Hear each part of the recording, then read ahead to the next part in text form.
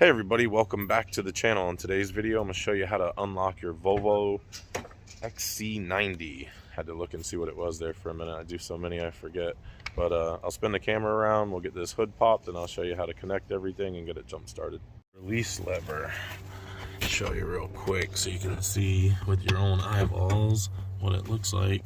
It's a little lever here. Just hook that and pull that like so. Okay. All right, and then come around here and there'll be a secondary latch. Where was your secondary latch at? Right here? Is that where you popped it at? Mm-hmm. Oh, right here. Yeah, so your secondary latch is right here, which pulls the second lever to get the hood open. And then once you have the hood popped, under this little plastic piece with the plus sign on it, you pop that up, and down there is your positive connection, and then your negative should be either here or here. No, that's plastic. Is it that? No, that's pretty damn loose there. I don't know where they have the designated ground on this one at, but I'll go to the strut tower. So we're using the Noco GB150 jump box. Just got this one in the mail last night from Amazon Black Friday sale. Normally they're 300 bucks. It was on sale for 150. This battery's completely dead. So normally a display would come on right here showing a voltage, but it's so dead that it's not showing the voltage. So I have to hit this little red button, which will tell the box that it's actually plugged into the car. And now it juiced it up to the 12 volts it needs. And so, like I said, don't know where their negative is at on here. If you guys know where it's at, leave it in the comments. But do you know where it's at? No. I just put it on the side from Yeah. Let's try this though. I think. Yeah, any bare metal is where I always go to. So you see that spark? Yeah. That means that you got a good connection there. So, all right, go ahead and try to start it up, and we'll see what we get. Should fire up.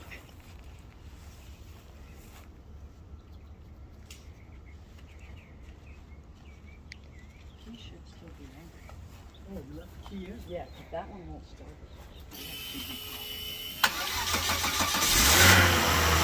All right, there we go. So, another good feature of this GB150 box is it'll also read your alternator output. We should have 13, 8 to 14 volts if we have a good charging system.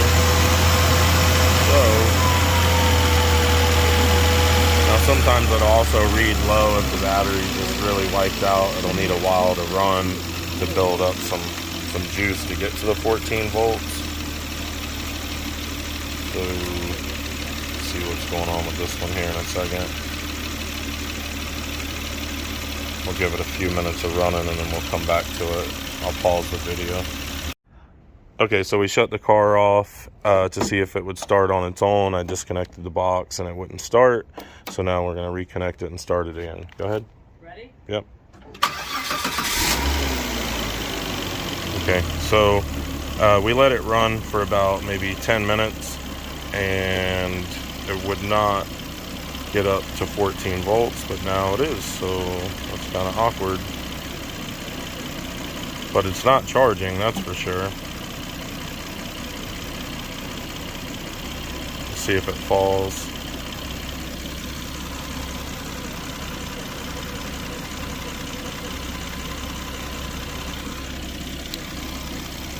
Okay, go ahead and shut it off. What's not charging? The alternator, the vehicle. The alternator is not. Yeah, it's not the charging but the battery, system. when it was 14.9 or 14.4, you would say it's... Well, the battery's 12 volts in this vehicle. The alternator's 14. The 2 extra volts is what charges up your battery.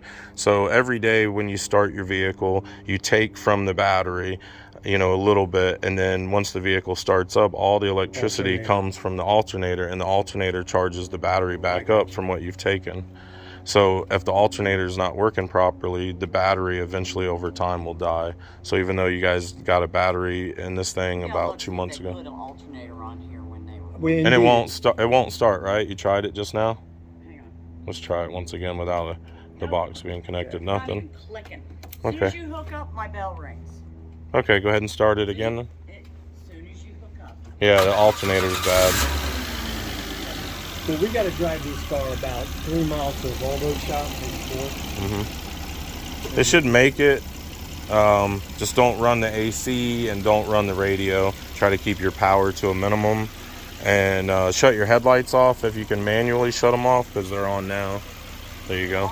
Yeah, well now you got your other light on. See if it'll go. There you go. Now it's completely off. Yep. Turn the AC off too, babe. Alright, so I'll go ahead and turn the box off, No disconnect radio. it, and hopefully they can make it to the mechanic to get a new alternator. And hopefully yours is just a battery issue and not an alternator. So there we go. Like I said, we grounded to the strut there. Any bare metal bolt will work as long as it's not painted and isn't attached to rubber. And then our positive goes down here under this little plastic piece. Alright you guys, that's how to jump start your Volvo, and also how to diagnose a bad alternator. I don't think you're going to have this box, but if you don't have this box, typically if you disconnect your jumper cables to it and the car starts to fluctuate and idle, the lights start to flicker and the car shuts off, that means you have a bad alternator. This one you can't really tell because it keeps running, but you know, with this box I can tell that it's not charging properly. So they're going to take it to the mechanic for further evaluation, and that'll wrap it up for this video. I hope you guys enjoyed. Don't forget to like and subscribe, drop me a comment. I'll see you guys on the next video. Bye.